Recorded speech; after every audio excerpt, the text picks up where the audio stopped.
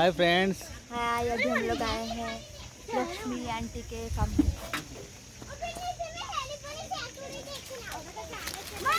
और यहाँ पे कुआं भी बहुत सारे हैं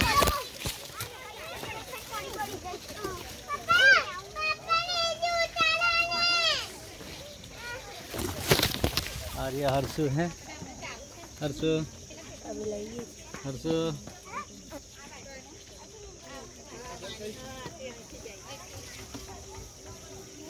कैसा लग रहा है? चल उतर आवे, मैंने बैठा पप्पा अगर हॉर्न वगाड़વો હોય તો કાથી વગાડ? Hi guys. ભાઈ તને ખબર MS ધોની બી ફેક્ટ છે? क्या ना સ્ટ્રોબેરી નું ફાર્મ છે।